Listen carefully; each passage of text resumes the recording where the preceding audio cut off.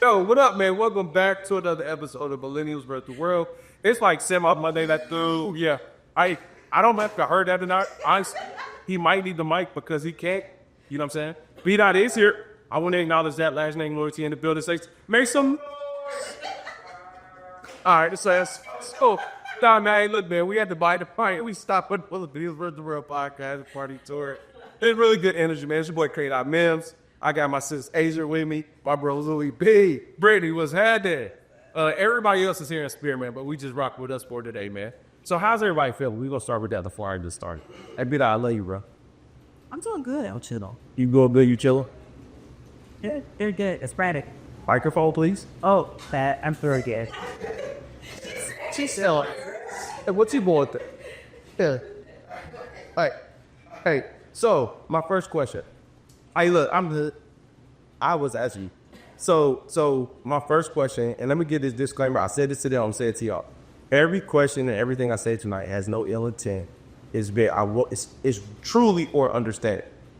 Even if it may not seem like it is, I'm really asking a question. I want to understand.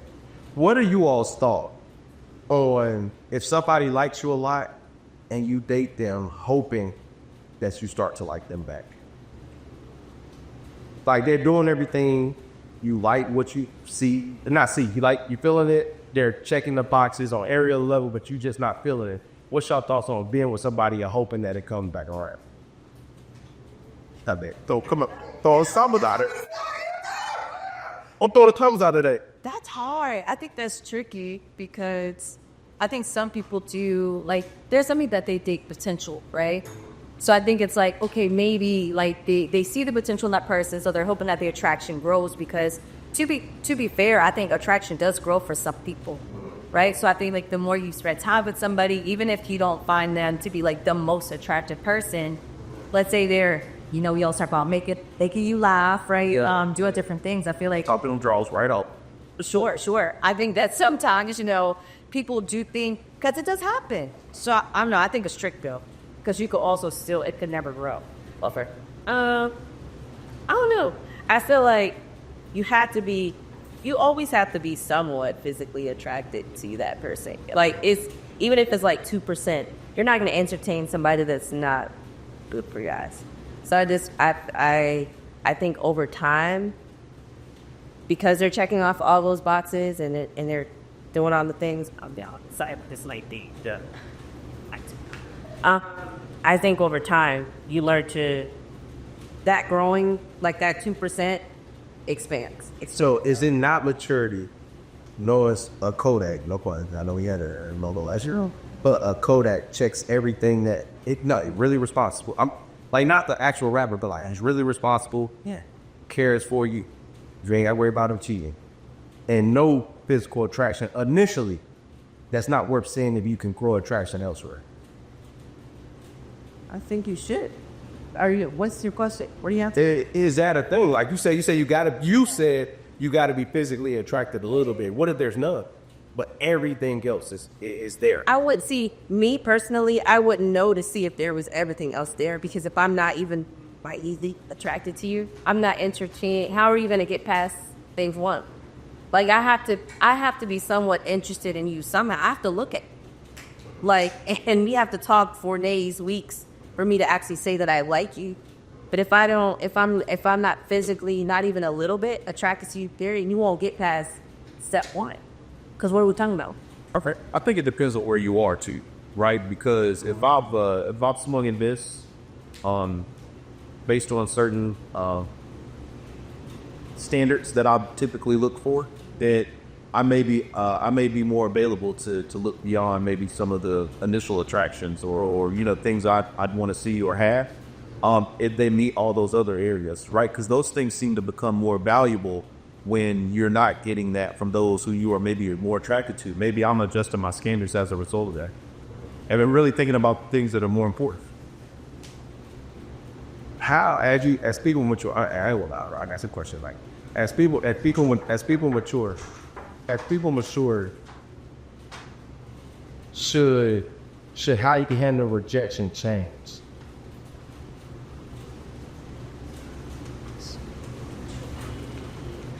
Because it happens, right? Let me give more content. Let me give more. My thigh. What's happening? What's happening?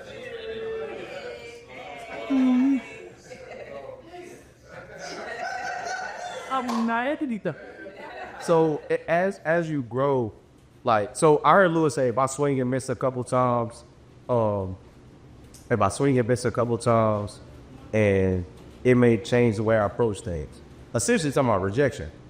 You know what I'm saying? So like, if I get rejected a couple times, should I be more open to that? Is rejection a sign to say I had to change something? Is rejection like focus on me? Is that like, as you mature, should rejection be a part of it? Because when you're younger, the rejection is hard. You start to learn, I'm gonna be really real, you start to learn what you're gonna get rejected on, low key. Like, when you start shooting a shot with the audience, like this, but they might not like this. As you mature, should that be something that changes how you handle it? I think it depends on the type of rejection. If you're being rejected in initial engagement, then it may be your appearance, right? If you're getting rejected in commitment to being a boyfriend or girlfriend, then it may be your general behaviors, right? Your immediate behaviors. If you're not making or able to make the jump to get married, then it may be, maybe deeper rooted issues that you need to work on and find out more about yourself. So I think it depends on the type of rejection and the level of rejection that will determine how you work on it or how you evaluate, what's happened. Does that make sense? Yeah, I think so. I mean, and maybe too, you do really have to evaluate how you really do have to evaluate how you're moving, because what if you're constantly going for people that are out of your B type, right? Like, you know what you look like, you know what you can raise the table, all that stuff. But then you keep going towards this person that's way up here over and over and over and over. And when do you come to the realization that maybe I don't want to say my standards are too high, because everybody's entitled to have their own whatever. But what if this person consistently is out of my league and I'm not? Then that's when the evaluation comes in. I had to change something about me in order to meet that certain standard that I'm constantly chasing out there. I was gonna say, yes, but I also think, like, for instance, something about women that do that, right? But women are taught to date up. So I feel like there are times, like, for instance, something about because women are taught, like, you want to have, like, an older man that's more established, that can provide you with stability, that can take care of you. So that's what women are taught at times, right? So women sometimes they'll keep trying. They might change their appearance, right? Let's say plastic surgery or any other things, so that they can get that man. Now, I think that it happens sometimes where they do end up getting the man that's out of their league. So can I? I'm asking the honest question. I heard you say like dating up, and I heard you say like standards, right? Do you really feel like most people's like some delusion to standards? It's like people be aiming for stuff that like you aren't going to be able to satisfy that, even if you get it, but that's your standard. Like, there's a lot of real level of like self-reflection and standards. Yeah. So typically, and I'm not being funny, typically I feel like it's harder for women. I'm being honest right now. I feel like it's harder for women to accept that they're getting what they bring. I feel like men more often are able to accept where they are. And what I mean by that is like, I can meet you with nothing, a woman, and work with you. There's always a standard like, nah, he can't be. So is there a level of delusion to that? I'm not being funny. I'm using delusional intention. I'm asking. I want y'all to be real, because I really want to know. It's more women out here that have nothing that expect for one a man that has more than a man that comes in into with any standards really of that nature. But I think it goes back to what you said about being taught to date up. I mean, I really didn't know that was a thing. I'm gonna be honest. I mean, so naturally, right? Like, men, providers, protectors, all those titles that they carry, that society had smacked on it. So when we date up, we're essentially looking for those things. So it's easier for us to have like nothing, basically, and want those things because of the labels that have been smacked on men. But now, to be honest, even in 2024, so just taking a look back, even in social media, like now, I'm looking at how much women are trying to do all the things that the men are doing because they said men are not fulfilling these things. So I'm going to just be out here and do it and living in my masculinity. I'm just telling you what I see. But ain't pretty, Doc. Listen, I think this exists. So I feel like, you know, all because of these labels or because of what is a man is supposed to bring, it's kind of like Asia was saying, it's drilled in our brains to then date up. Is it delusion? I'm going to have to lean to the yes side. If I'm honest, I think it is a little delusional, if I'm honest, you know, but. So do what I'm saying. Do what I'm saying, bro. Do what I'm saying.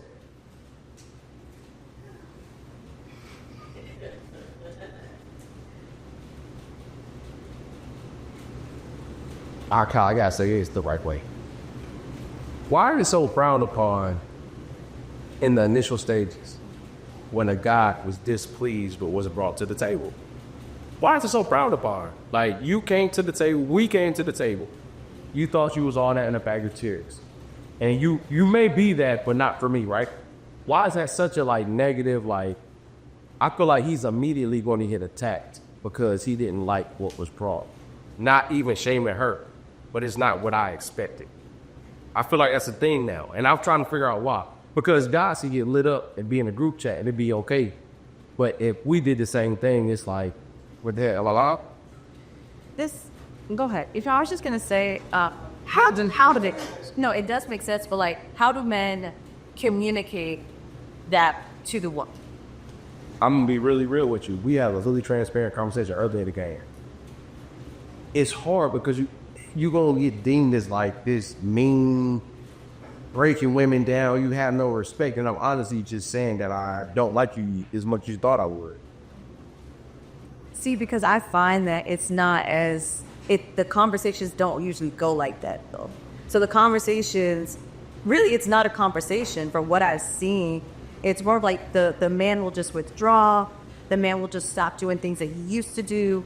And now for the woman, because the conversation was not had of like, hey, like, you know what, like you're a sweet girl or whatever the case may be, just not for me. How was your reaction to that?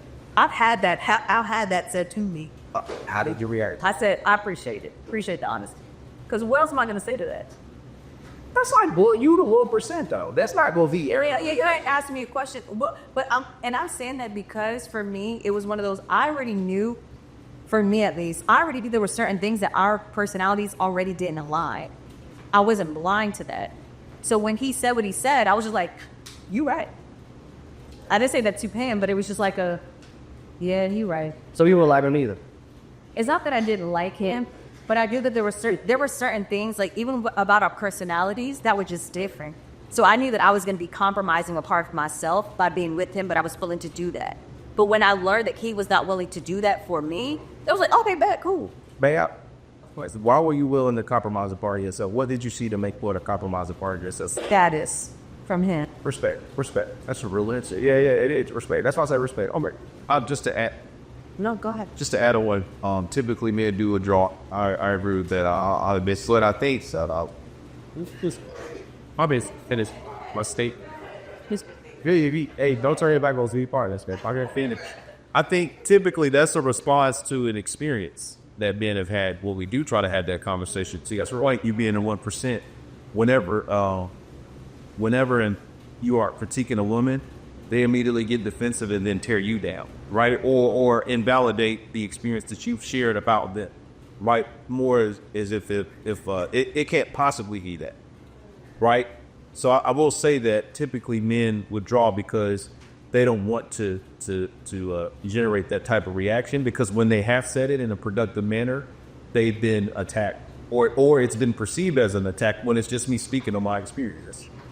And women don't go for like the little shutdown. They try to cut you out where you go be insecure. That's because may or may not be an unpopular opinion, but women do not do well with rejection. Like, Hey, what they? that's behavior 100%. And a lot of women don't like to admit that because for whatever reason. But we do not accept rejection well. And the minute that you do reject a woman, I'm coming for the joke. If she really liked you and didn't see it coming. Yeah. Okay. Because if she saw coming, a lot of times women will, because there's certain things you're like, all right, dang, like maybe, oh, he just did this. Like, what do you think that means? I don't mean he liked me no more, right? So we can prep for that.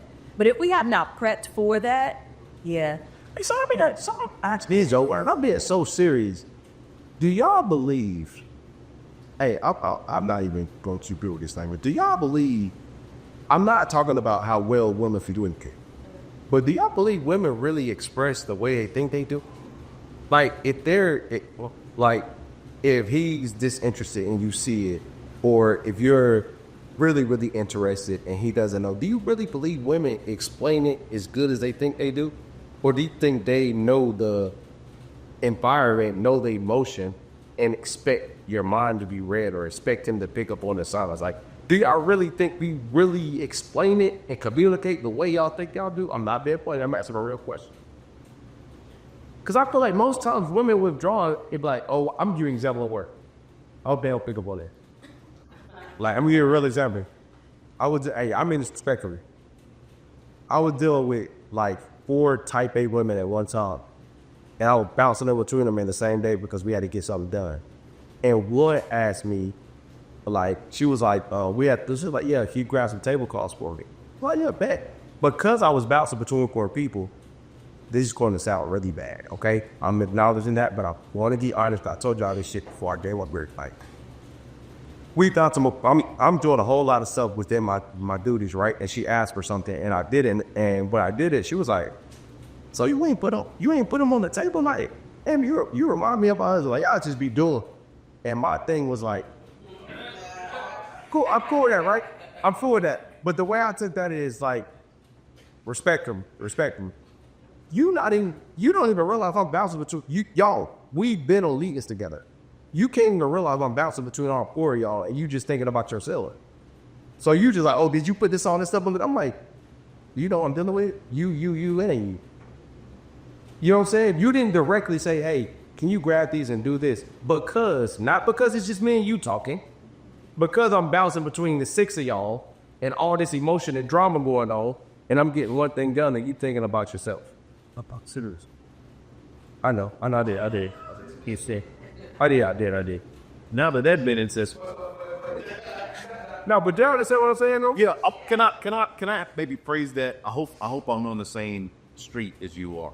But you said women have trouble rejecting men, but they find themselves probably in more opportunities to reject men, right?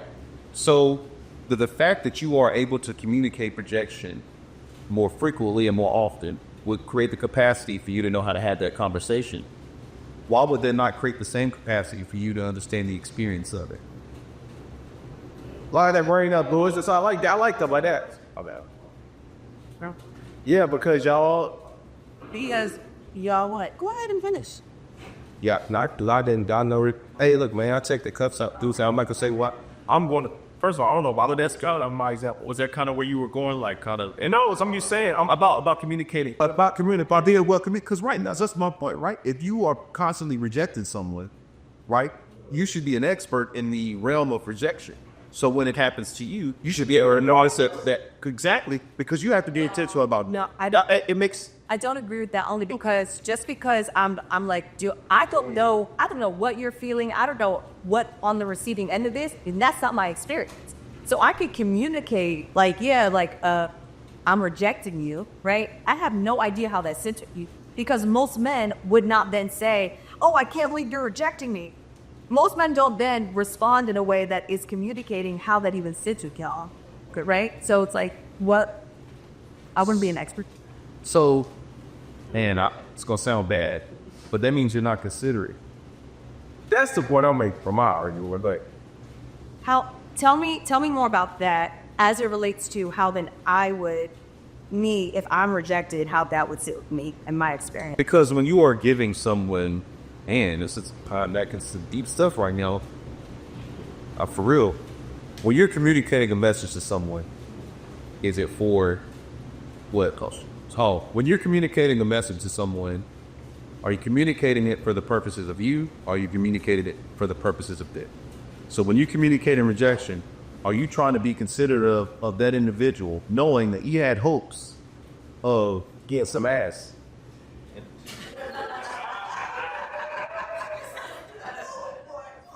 In other words, yes, that he had hopes of accomplishing something, but you just communicate rejection because it's just what you don't love. Because I think that if there's a message that I'm delivering to someone, it is for me and that individual. Because unless, and some rejection is you don't have a capacity to do that, right? In the club or setting, but if it's someone that you know, I was about to say bought you an iPad or iPhone or something, but if it's somebody that, Apple Watch, oh, is that what it was? I'm always Apple product, you know. But, right here, fall back, you know, to see those of you that didn't watch it. But, yeah, but, I think with how you communicate the rejection, right? Is it about you or is it about them too? No, I think it's both, right? So that part I'm not denying, especially if it's somebody that you have grown to care for, right? And it's somebody that you maybe had hopes that your attraction would grow, right? And then come to find out it doesn't. I think you would handle that situation a lot different. But that doesn't mean that if it were to happen to me, that I would feel that I would still be able to handle that rejection. You know what I'm saying? Differently. Yeah, because it still hurts. Right. It still hurts either way. And I think because women we're not used to being rejected, not used to be. So we don't know. So it's a very new experience for us. Even this, you were giving that experience to someone else. Yeah. Yes. And then on top of the fact that we are emotional creatures, right? So the first thing that's kicking in is our emotions. And so when we're rejected, it's like, it's a hit to the gut.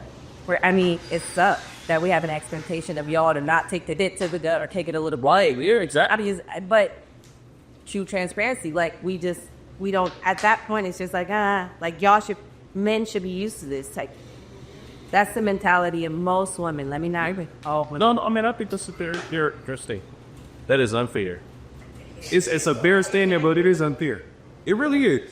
All right, so I'm gonna transition to my next question that I asked. So, this is more so like I know we talk about relationships. I got another question about it. We're gonna jump into something else. Do you all believe millennials have been taught to be toxically independent? Like, so what I mean by that is we grew up in a state where I'm gonna use my mother. My mom asked her mom for help. My grandmother. My mom asked her aunt. Like, I could get this. Like, hey. Like, them jokes that said, gas being in my car was like, I could pour you real quick, it was easy. Typically, the people I know don't ask for nothing. No. Do y'all think that, like, we've been taught independence to almost a default to where it's not even productive? It's like, I'm willing to self-inflict. What's the word I'm trying to use? I should take self-inflict. I'm willing to, all right, not even carry the burden. I guess I'm willing to set myself self-exhaustion. Self-exhaustion is the right word. I appreciate that. Self-exhaustion to the point where I can't do it, but I'm just not gonna ask because you hear your parents say. I heard my mom say like, "Yeah, don't ask nobody for nothing. Like that's not you." Do y'all think we've been taught to be toxically independent? Man, I think there's a I think it's a general. I think. Like when I think about the experience that my kids have or that the experience I have raising my kids is totally different than the experience I had growing. We all had, majority of the millennials had grandparents that helped raise them or at least had them around, at least in my area. I get it. And us, we all kind of moved away and I think we were exposed to more, right? Like a lot of us moved away from home and we're raising our kids and that makes you independent when people aren't as available. Are they not as, I'm sorry, cut you off. Yeah. Are they not as available because they're not available or because you don't ask? A little bit of both. But I think we have access to more information and resources than our parents had, maybe the generation before then. And I think what makes us a little bit more independent, what makes us a little more independent is also the standard society set. I think when you look at the progression of how quickly things have happened, or how much access we get to things, to success, it's way different than what any other generation has had. I think we're really the first to get exposed to millionaires in their 30s. You know what I mean? At the rate that other people are. So therefore, we feel like we have to catch up. I think we have a lot more pressure. Okay. I feel like we have a lot more pressure than maybe our parents did with. But yeah, I agree with that. I'm gonna say that everybody gonna like. Actually, I think there's a couple of things, and I agree with a lot of the stuff that was saying. I think. Yeah, so I think that there's been so many. Like I'm thinking about like my dad, who's always around because they were raised poor. You know what I'm saying? And it was like, no, we had to be together to survive. Like it really was like, no, we needed this village. Y'all remember like rent parks, right? I never had to have one, but like my dad, his era, that was like a really big thing. They were always having them in the whole neighborhood, right? But I think like for us, it was like, nope, y'all are gonna go to college, y'all are gonna be exposed to different things, like y'all are gonna go study abroad and all this stuff. To Lewis's point, because I think because we were exposed to so much, it was like, oh, okay, so I can now move states away. And now I have to figure out how to really be on my own. I don't have my moods with me anymore. Okay. Right? I see that. So I think that's the thing. And I'll also say this, at least in my family, I think when my grandmother passed away, there were so many things because she was the glue, right? When she passed away, we got to see how toxic the family was and how many people didn't really actually like each other, but they tolerated each other because of my grandmother, right? So it was like, yeah, well, now I'm not going to go visit you. Grandma's not here to clock me. So actually, no, I never liked you, right? Or this is the stuff that happened back in the day. And so I think people, the family unit, you know, that starts to even slowly like separate. So now it was like, dang, I really haven't seen my cousins that much. Oh, we used to go to grandma's house, you know, to be together. So I think and it's in my experience, that's where it happened. Like, this is what happened. So let me ask this. And I don't want to... I don't really care. So what I mean by this is, you hear so often, or you see, or for whatever case may be, the conversation around 50-50. I'm not taking away you all think. But like, when I say toxically independent, it's like, why somebody that's paying 100% on something, wherever that somebody, it may be man or female. But that's where people are right now in terms of when they talk about, like you said, people are doing 100-0 on their own. Independent. And then when they get in a relationship, then it's like, oh, I gotta go 50-50. People's brains instantly take them to stuff that's like, I gotta take care of the bills, or not even monetary. So like, I gotta cook, I gotta clean, so that means you have to do X, Y, and Z, right? I feel like You know how they cooking though. That's my... I'm sorry to cut you. but you're right, I'm agreeing with you. Ain't nobody cooking though. We picking up food, we door dashing. That's what gets me. But it ain't even that domestic stuff is really not a real... Like, am I wrong? Yeah, I agree. Go ahead. Something I would say is when it's focal. I'm just gonna say. So I think sometimes when it's just you can choose what you put your effort into. So I don't want to clean up today, so I could go a whole week without cleaning if it's just my house. But if it's someone else present, then that standard is raised. So now I got to keep the house clean every day. You get what I'm saying? So I think that shifts the experience of 50-50, right? If I'm a lazy bill payer, I'm not going to pay that bill this month, so I'm not going to do it. But if I got someone else that's dependent upon me, I got to pay that bill every month. So I think that type of shift happens when you then expose someone or bring someone into your space. Now I think the standard is raised. So I think some of that has less to do with, well, I was doing it all on my own, but I was doing it my way. Yeah, so I agree with this, but I'm gonna be honest with you, and this is not gonna be good. I am sorry, y'all. If anybody pays bills like man or woman, and your problem is paying bills on time, you don't need to be in a relationship no way. And it happens every day. But my point is, I'm not saying stuff don't happen. I'm not saying you ain't gotta ask versus this, there ain't out of it. But if the issue you won't come up, yeah, no, I'm being there, so you go. I'm being real though. I'm like, but that's what burns me up. Like, you. I know, bro. I'm trying not to cuss, cause it makes me mad. You were done me by choice. You making bad decisions because you want to go do stuff that you want to go do and not pay that bill, right? It's okay. You go through that. But don't act like it can't be 50-50 because you want to pay on the next month's 30th. We 60 days late. That's insane. You know, Phil said People prioritize their way over anything. I think that's what really disrupts it, is preference over necessity. I think people prioritize their preference and what they're comfortable or what they're used to over what's necessary. Yep. And I think that's where we lose it. Yep. Why do you think that is, though? Comfort and control. then the last one. Fuck comfort. People have. Oh, you took this. Excuse me.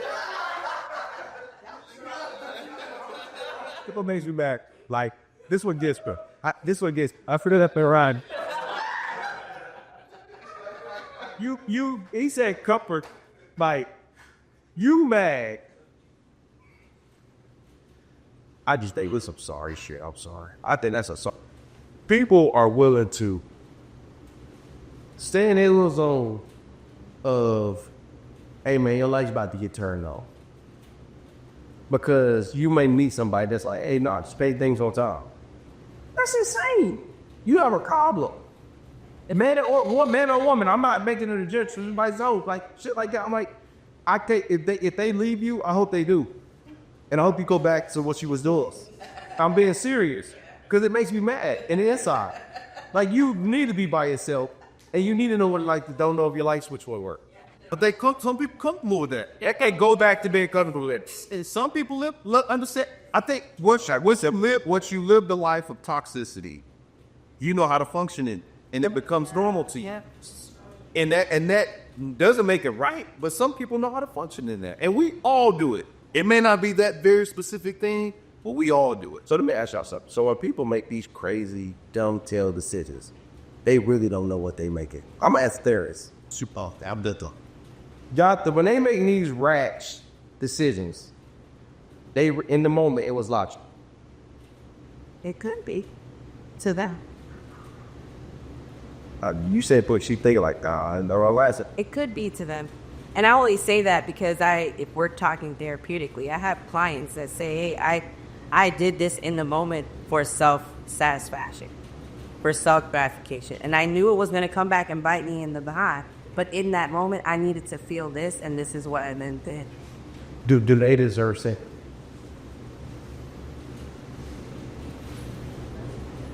I mean, no. I don't think so. So I'll say yes and no.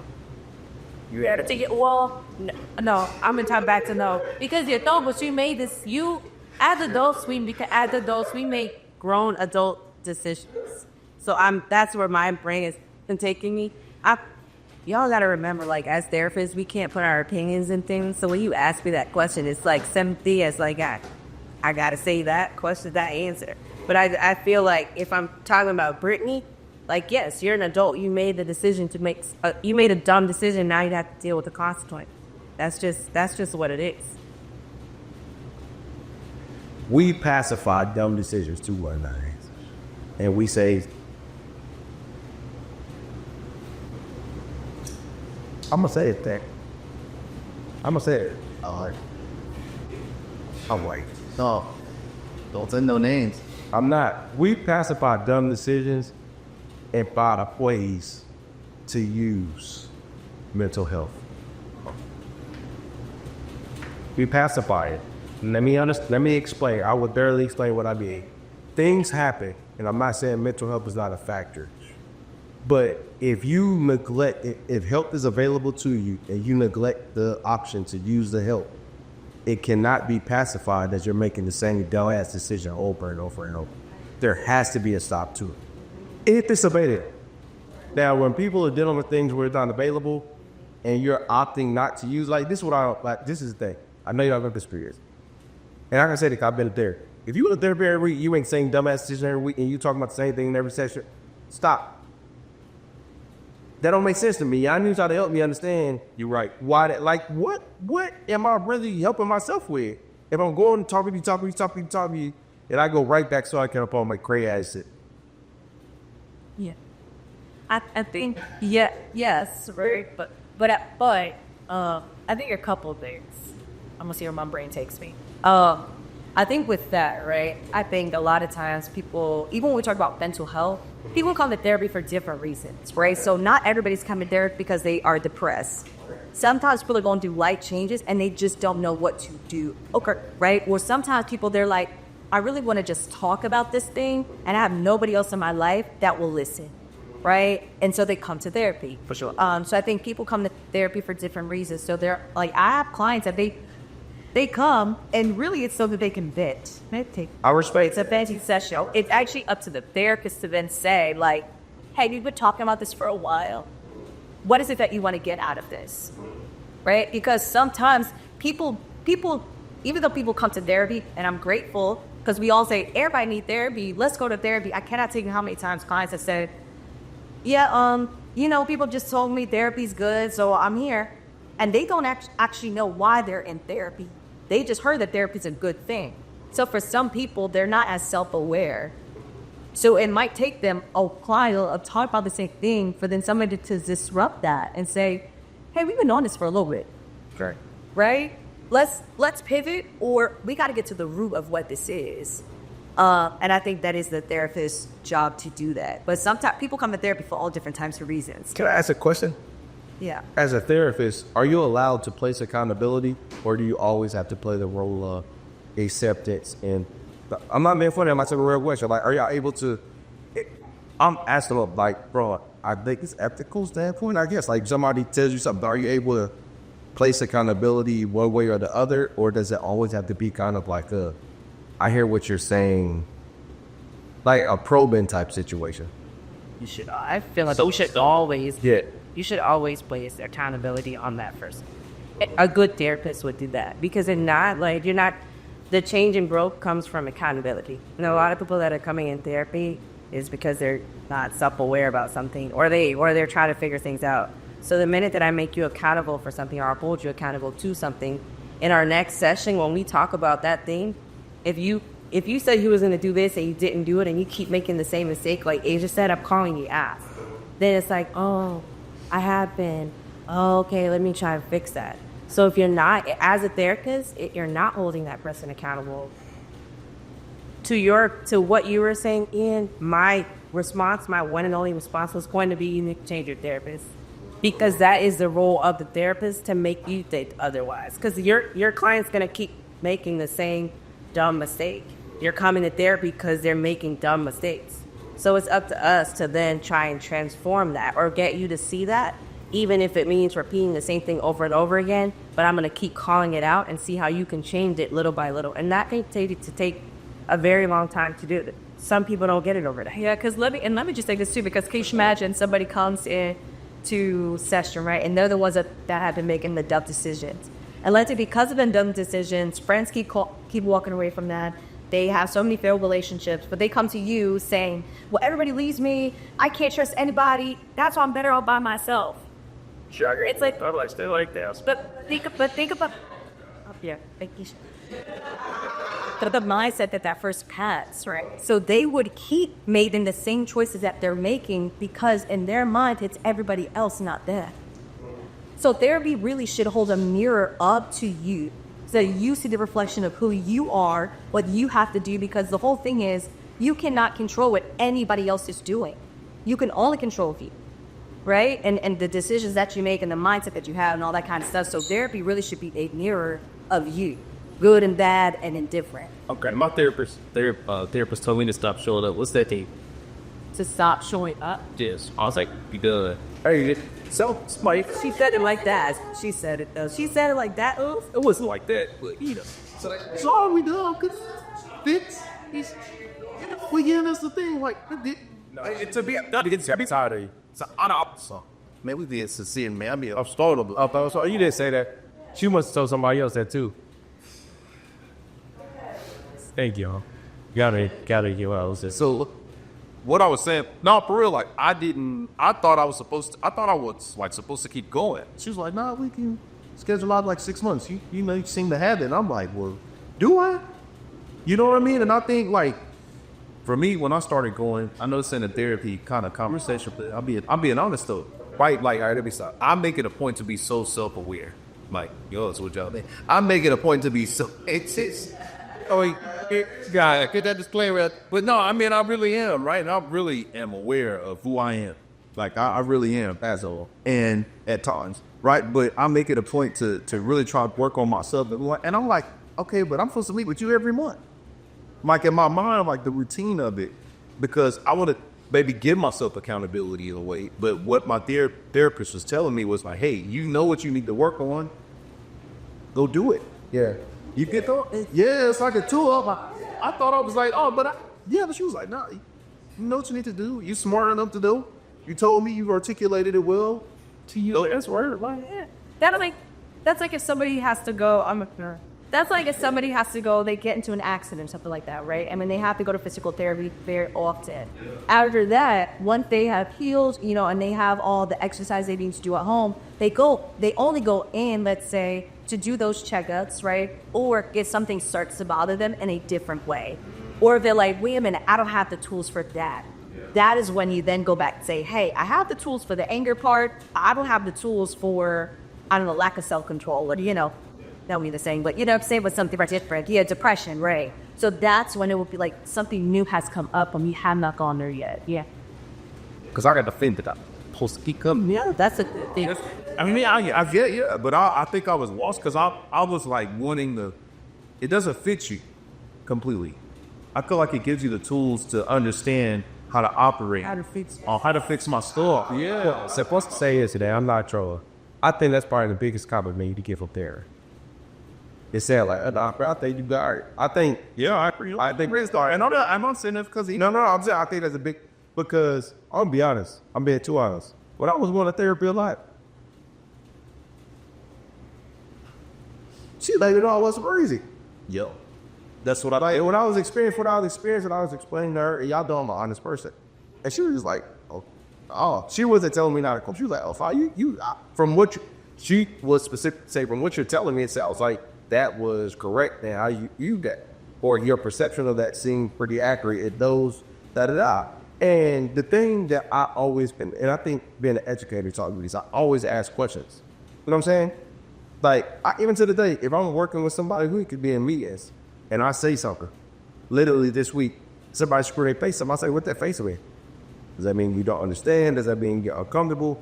Does that mean that, and some people don't even know how to answer, like that means I'm processed. You know what I mean? Yeah. So to me, when I was dealing with what I was dealing with, I was never afraid to ask my wife, like, hey, like, okay, you did this. What's happening with that though? You know what I mean? You beef a little bit, no blood and crip stuff, you know what I'm saying? You know, different sides of the street a little bit, you know what I'm saying?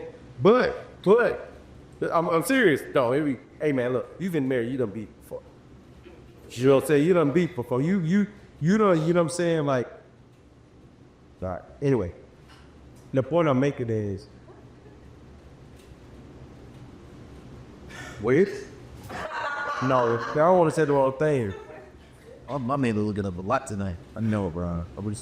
My next question is this: I think what you were saying was about to help somebody, man. I just think sometimes, people, if you are very self-aware and you go to therapy and get confirmed in self-awareness, it doesn't mean stop working on yourself, but don't feel crazy that everything else doesn't match what you feel. If you done the work on yourself and you got confirmation from the right professional, be okay with how you feel, is what I'm saying. That's exactly what I needed to hear. Yeah, I'm sincere. I that's what I'm saying. So my next credit, because I'm trying to get out there. Yep. The man. So this is a real question that me and my borrower was talking about yesterday, and I argued with her a lot. This haircut you see, we argued while she was doing this. She said, no, that's a real, she said, I was going to say, dude, all right, go. I ain't got it. You said, well, you got a haircut? Yeah. You know, Jesus said that I just read it, and yeah. But she can't say that with a hat on. All right, so, hey, Don, you're so one bitch, mister.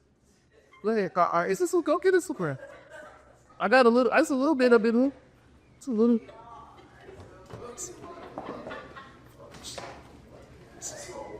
I think I'm about to say. Tops. Whoa. That was a saying. Okay, all right. Barbara said this, and I really disagree with her. She said if you're dating somebody and they don't support, and if they don't support your bid, they don't really like you. Ooh, that's free. Yo, I promise that's the exact. I have to call her. She said Support. Yeah. no. She said, "Oh, let me say her." I'll agree with that. Yeah. She said all the time. Tell her, let me change it because this is what she said. They would if they don't buy something from you, they don't like you. I wouldn't say buy. Support is different than buy. That has zero to do with liking someone. That is insane. If you like me, you like all parts of me. Therefore, you will support me in any way that I see. What does support look like? What you said? Support means it's promote me on social media, tell somebody about the business that I have. I don't know. Come to the store. Depends on whatever the business is.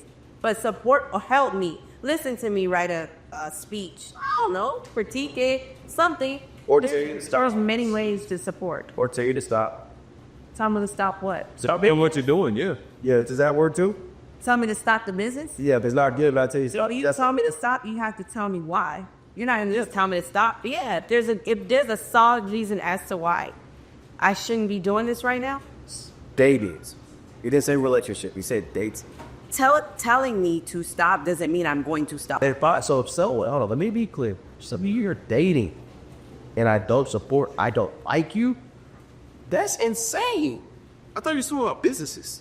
No, if I'm dating you and I don't support your business, that means I don't like you? Why wouldn't you support my business? That's the question. But that means I don't like you? Why wouldn't you support my business if you... Really, does that mean I do not like you? It doesn't necessarily mean that you don't like me, but then my next question is, why aren't you supporting my business? You like me, so support my business. If it means it means something to me, it means that you're trying to take a step further. In there, I feel like that's what I'm saying. That's opposite of that. I feel like it's a green sweater conversation like that. Right? Oh, you're gonna be disappointed because I think that my thing is, And I want to say this. Maybe it depends on how long y'all have been dating, right? No, it does. I think that it does. That's where you stand. Hey man, this supposed to be my partner. Then obviously, we are partners. Are we? Am I okay? All right. But I'm just saying because for me, it really is about supporting the vision, right? That I had. It's about supporting. Because for me, if you like somebody, right, you would want, in my mind, you would want to support or give support to their dream, right, to their vision. So that's why I'm saying maybe it depends on how long you have been dating. In my mind, because if you have seen me, to Britt's point, working tirelessly, like have it been trial and error, like have to give up so many sacrifices, and you see all the stuff that I'm putting in, it would really be like, why would you want to support that? So from that question, depending on your answer, I would say, do you not believe in my vision? Do you not believe in what I'm saying? Like for me, I would have a lot of questions, which would ultimately lead me to, oh, you don't care about, you don't have like me for you, do you not like for you? So I think you should Sorry. get on an amplifier. Nah. That's insane. That's crazy. But no, someone heard it. So them not believing, I forgot what I was going to say. Them not believing in your business means they don't like you. Thank you, Doc. Thank you. Your business has nothing to do with how they feel about. It's the support. It's support. It's not so much the business. It's the support. And in my mind, there's so much that goes into a business. And I guess that's what I'm thinking about. Like, it's so much, because it would be different for me if it's like, oh, if I put on like, or if I'm speaking at an engagement or something like that and they don't show up, I would not think that they don't like it. Right. But if it's my business, there's so much that goes into a business. I feel like it's like, for me, it's the depth of that. What is the? I'm sorry, Lil, you was going to say. The only thing I would say is when I hear the lady saying, and it resonated just a few moments ago. It's not so much support of the business; it's some more support of the individual. Yes. Okay. So I cannot like, because I don't like everything my wife does. You know what I'm saying? So, yeah, just to be real, but I support her. So in supporting her, whatever I see a need is, or how I can encourage her to help her reach her dreams or her goals, I can do that. Even though if I don't fully agree or support the the industry or the item that she's participating in. So I think if you do care or you do love someone, then you would support them, may not necessarily support business that you're entering into, but that support could look like support for the business. So does that make sense? It does. That's what I'm hearing. Is this impossible to not support them? I'm gonna be honest with you, bro. I really do agree. It's just hard. Like, it is factors. It's levels to liking, things like that. To say I don't like you because I'm not, like, what if I'm all for what you're doing, but I don't know how to support? That mean I don't like you. You don't know how to support somebody if it was, you know. Grace, he switched it. But I'll even say I'll support. But this is the thing. We just had a conversation about all the, like, giving people grace and they may not know and all that. But now you don't know how to support somebody? What do they know? But I didn't. Okay. To your point, people need to understand what support looks like for that, right? Once that is established, there's an expectation for you to support me if you like me, if you're in this program. That's that. But that's. Do you say that, or I got to pick up on that? No, I mean naturally. So naturally, if you see somebody, in my mind, I'm just trying to figure out why you wouldn't naturally want to support somebody you see working so hard at something. That's crazy. Even if you don't believe in it, if I saw someone I cared about putting a lot of effort in. Yeah, but I'm gonna be honest with you, bro. I wasn't trying to we bros, but you said your wife. That's different. I'm saying we're talking about date. We're not talking about marriage. What does dating mean? Like what does that mean? Talking or like boyfriend or girlfriend? Hey, let's talk about that. When you say we talk to Lil John, how long always that, Louis? Come on, man. I don't think you could put the time on it. Hey, Daddy got to even rode a bike. Right. Don't walk.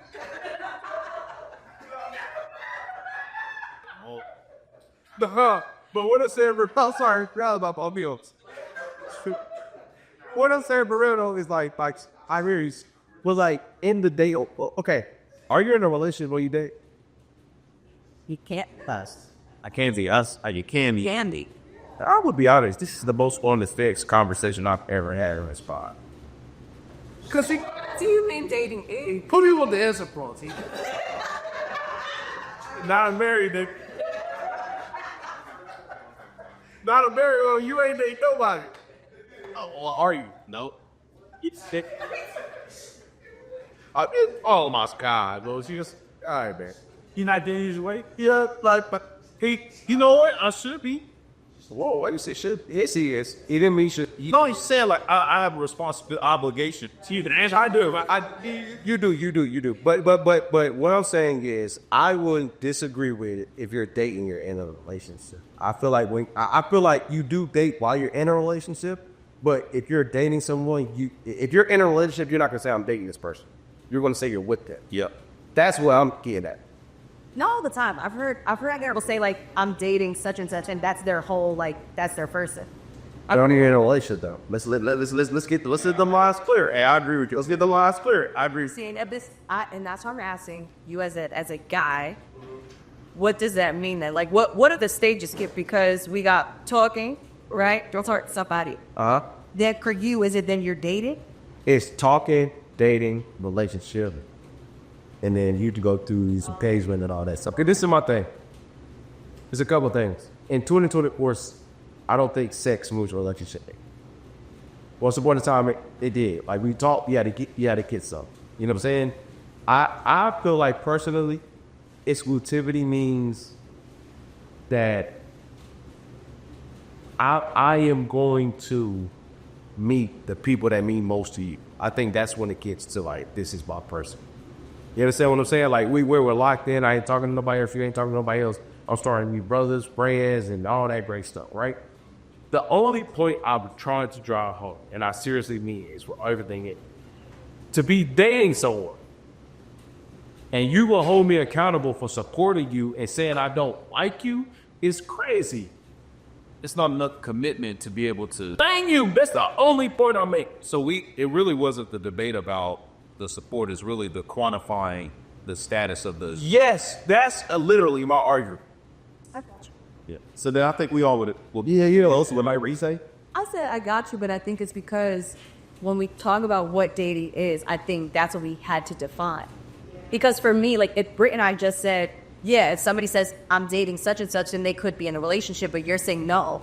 Like, so then our answer to your initial question would be different. If we're looking at what dating, So yeah, if that's different, then the answer would be if different. you tell your girls you date somebody, are you in a relationship? Who wouldn't pick that up? That's crazy. And Not insane, it's just different. okay. Somebody said it was insanely different. So let me ask you. It would be. So let me ask another question. Does he know that? Yeah, yes. How does he know? Thank you. If he asked me to be his girlfriend, right? So why are you saying we're the older as a day? Where you put the definition of dating is different from what I just said to what you said. Our definitions are different. And first of all, okay. I think okay, he get a little swollen in the chest. Keep on wiggle on it. Rest yes, it's face suck. Okay, but this is my question. I guarantee you this. Take said person. Earth 1. It does say if you're dating, you're in a romantic. Honestly, you have to talk on my. That's just like faking. So we're going to rely on Google now. I know what I'm saying, but what I'll say is this, right? Let's say I'm with my boyfriend, right? And he meets my grandmother. My grandmother would say, oh, that's your friend. My grandmother would never say, oh, you're dating, that's your boyfriend, or anything like that. My grandmother would say, that's your friend. It is known in my family, right, that if I am dating somebody, if I'm in a relationship with somebody, no, that's not actually my friend, that's my boyfriend. Right? Like, I'm talking about like shared meanings. I think the beauty in my relationship was we were ignorant because we didn't know what we were doing. We really didn't know what we were doing.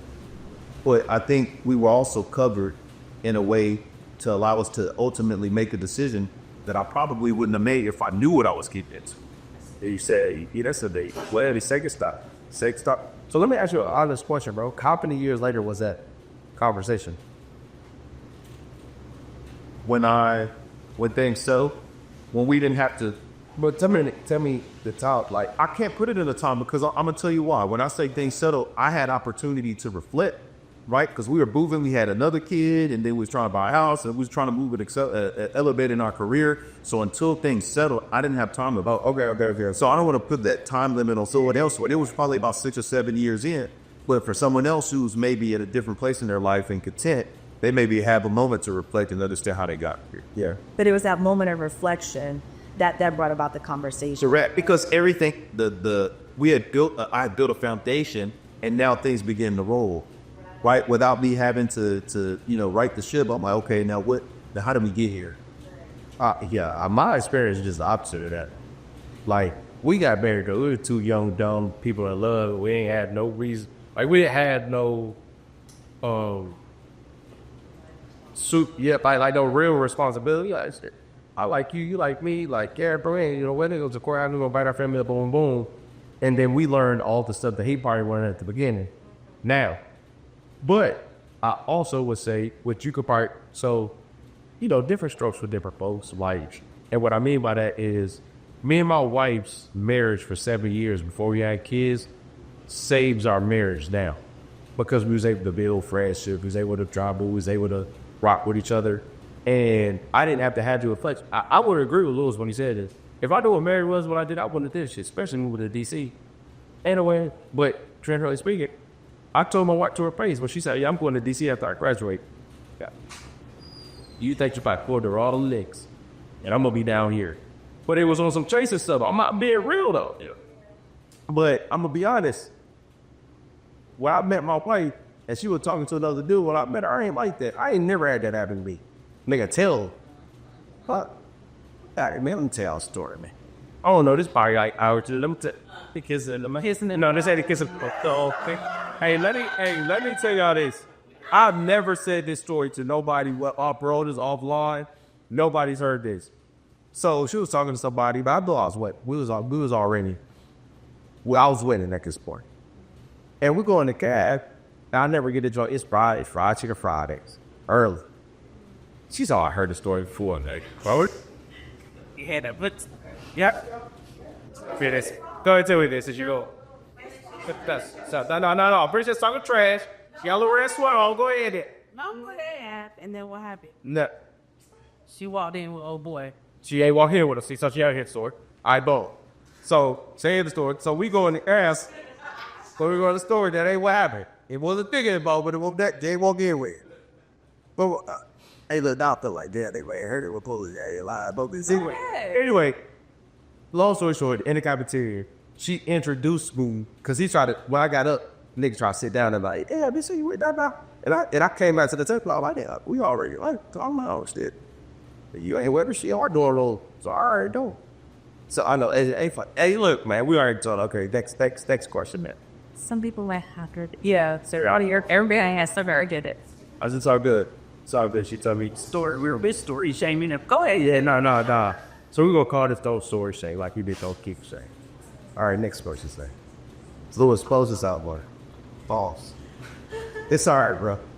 What were you trying to? Honesty, brutal honesty at the beginning. Okay, that's it. Hey, you got first school. Oh, is it for you? Like, didn't have that moment of reflection before he actually got to the place of like I'm now a wife. That's my husband. Absolutely. But it was different because I had to. My self-reflection was not bringing baggage into my marriage because we met at such a later kind. I was in a different space, maturity, growth. He was in a different space, and all the things that he had gone through. We talked about those things. So for me to move forward, and because I came with the kid, so I had to adjust and leave those parts of it out a bit. It didn't take long for us, even though it's a man's decision to make it blood and all those things. But it didn't take long. Bro, no one's past that part. What you say? It didn't take long for us. No, what did you say? So she going back to old videos, y'all. We told you. Here goes the thought. Say Nick, I that she came in with. It's a woman's role to be submissive, listen to everything you say, do what you told, cook, clean. I'm happily married and I reflect. And it's Marie. I appreciate you saying that, and I really think y'all were bringing that because the reason why I was even asking that was because to Britt's original question, it could have been, and I don't know how old like the friends were, but y'all were coming from a place of y'all were younger, right? So you did not have, for y'all was like, okay, no, there are other things here, and then later on you had time to reflect. I think the older we get, we have so much time to reflect. Now when we get to that place, especially if we're older, it's like, wait a minute. Okay, I've actually been reflecting now. Now we need to have that conversation, go forward and take that step because I don't have many years then to get it right or correcting. Yeah. You know what I'm saying? We're in the same ways that you would have at 19, 20, 21. You know what I'm saying? So I think to that point, I think that's why those conversations can happen at that time, like right before like getting married and stuff like that. Because like, yeah, I've been reflecting for 30, 31, 32, 33, 34, 35 years. I don't have that many years to backtrack if this is not it. Yeah. I absolutely agree. Yeah, maybe sometimes you didn't know, like, I say because she was pregnant, but I don't think I would have gotten her pregnant if she didn't exemplify behaviors of wife. You know, one thing that my wife challenged me on this week, she was like, you know, we make jokes about it and stuff now, but she was like, but I think y'all taught me this. I was like, you felt safe with me, didn't you? She was like, yeah, I did. I said, that's what made things move. I said, I felt safe with you too. You know, so maybe we were exemplifying behaviors of things that we wanted to see long term and we didn't even know. Maybe just now we're able to reflect and understand that's what it was. So what does safe feel like then?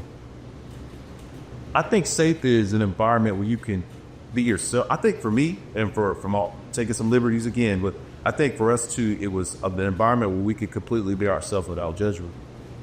And also for her, protection, provision, consistency, and for me, consistency, support, psychologically safe. And I'll be real. And I know you told you, but Louis let me outside the club one time, bro. We ain't got to talk. I did. Do it again. Let pass out. Hey, look. This is before we close out. This is rule number one. You got young people, which you let them go first. all the old niggas went first, and Lewis was, and lady was last. And I'm like, damn, bro, they let us say. He's like, oh, bro, y'all got to ride. It was my birthday, man. When I'm a, she's like, y'all do it? I'm like, nah, we broke. Man, I'm so, hey, bro, I apologize. I should have did that. But, Close this out, Asia. Hey, it's the Millennials versus the World podcast. We in Miami, and it's going down. It is. The only reason you can get authenticity and entertainment at the same time. We out. Because of this little camera, man. I mean,